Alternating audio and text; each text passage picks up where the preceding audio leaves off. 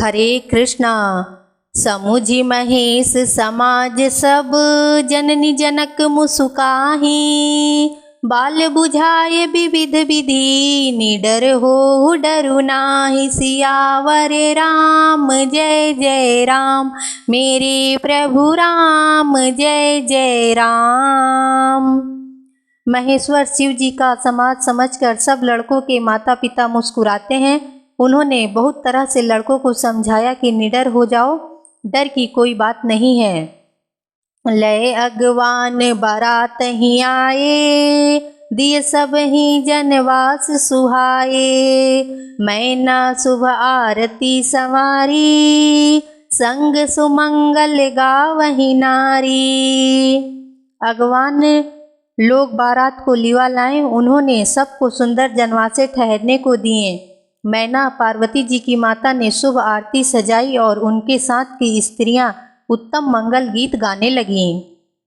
कंचन थार सोह बर पानी, परिछन चली हरहि हर्षानी।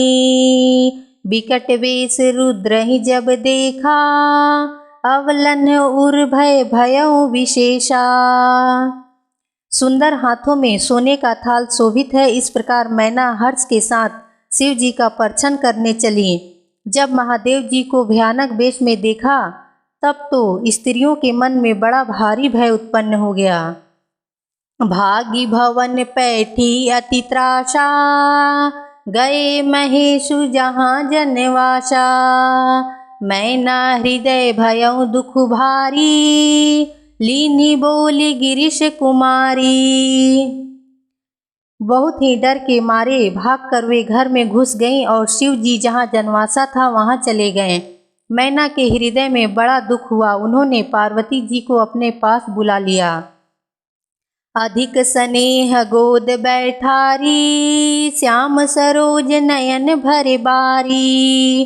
जेहि विधि तुम्हि रूप अस दीन्हा, तेहि जड़ बरु बाउर कस कीन्हा।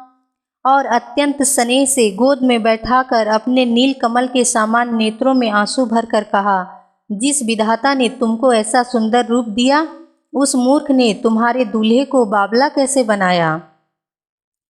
कच कीन बरु बौराह विधि, जेहि तुम्हि सुंदरता दई।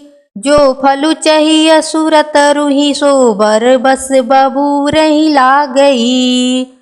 तुम सहित गिरते गिरो पावक, जरो जल निधि महु परो।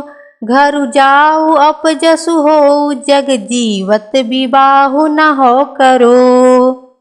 जिस विधाता ने तुमको सुंदरता दी, उसने तुम्हारे लिए बर बावला कैसे बनाया। जो फल कल्प वृक्ष में लगना चाहिए, वह जबरदस्ती बबूल में लग रहा है। मैं तुम्हें लेकर पहाड़ से गिर पड़ूंगी, आग में जल जाऊंगी या समुद्र में कूद पड़ूंगी। चाहे घर उजड़ जाए और संसार भर में अपकीर्ति फैल जाए, पर जीते जी मैं इस बावले वर से तुम्हारा विवाह ना करूंगी। भई बिकल अबला सकल दुखित, देखी गिरि नारी। करि बिला पुरोदित, बदति सुता स्नेहु संभारी। सियावर राम जय जय राम, मेरे प्रभु राम जय जय राम। हिमाचल की स्त्री को दुखी देखकर सारी स्त्रियां व्याकुल हो गईं। मैना अपनी कन्या के स्नेह को याद करके विलाप करती, रोती और कहती थी, नारद कर मैं काह बिगाड़ा, भवन मोर जिन्ह बसत उजाड़ा। अस उपदेशु महि जिन्ह दीन्हा, बौरे बरहि लागी तपु कीन्हा। मैंने नारद का क्या बिगाड़ा था, जिन्होंने मेरा बसता हुआ घर उजाड़ दिया और जिन्होंने पार्वती को ऐसा उपदेश दिया कि जिससे उसने बावले वर के लिए तप किया। साचहु उर के मोह न माया, उदासीन धनु धामु न जाया। पर घर घालक लाज न भीरा, बांझ की जान प्रसव के पीरा। सचमुच उनके ना किसी का मोह है, ना माया, ना उनके धन है, ना घर है और ना स्त्री ही है। वे सबसे उदासीन हैं। इससे वे दूसरों का घर उजाड़ने वाले हैं। उन्हें ना किसी का लाज है न डर है। भला बांझ स्त्री प्रसव की पीड़ा को क्या जाने। जननी विकल बिलो की भवानी, बोली जुत विवेक मृदुबानी। अस विचारी सोचहि मति माता, सो न टरई जो रचई विधाता।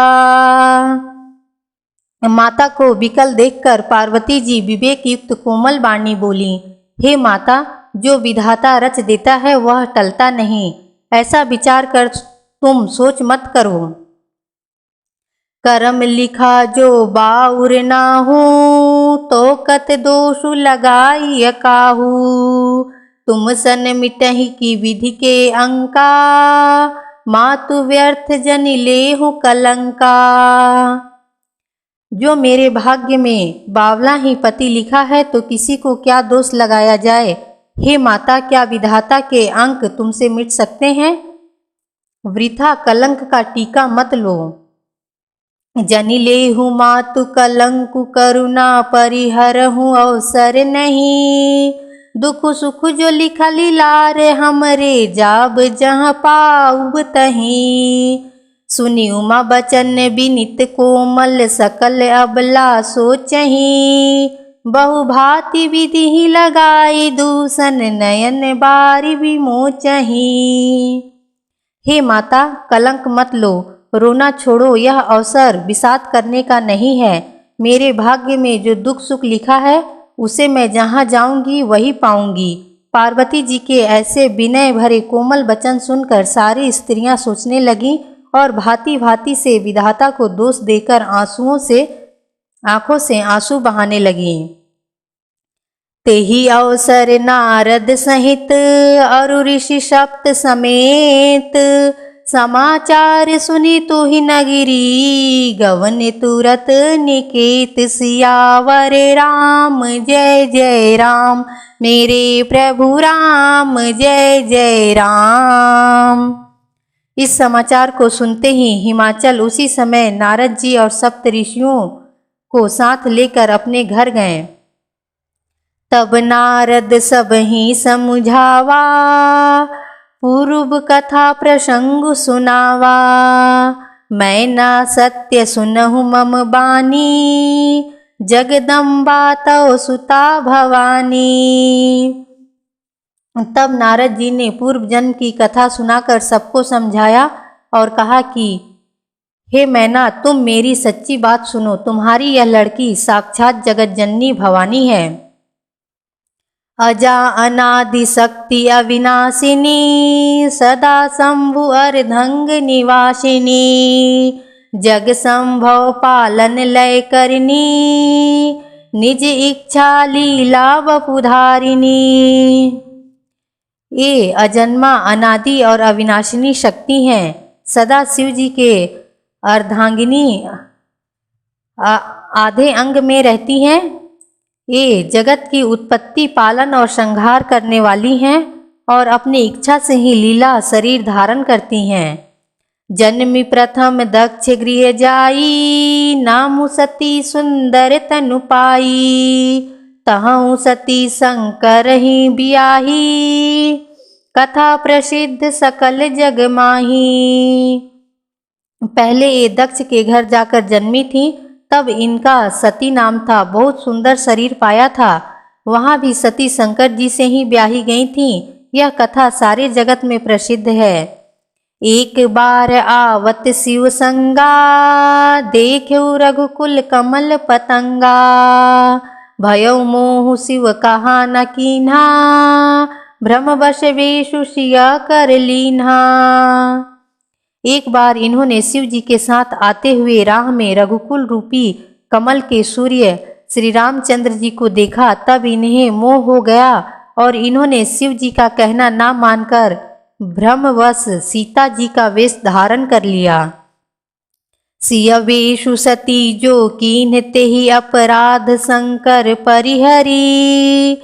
हर बिरह जाई बहोरी, पितु के यज्ञ जोगा नल जली। अब जन्म तुम्हारे भवन निज पति लागी दारुण तपु किया। अस जानि संशय तजहु गिरिजा सवर्द शंकर प्रिया।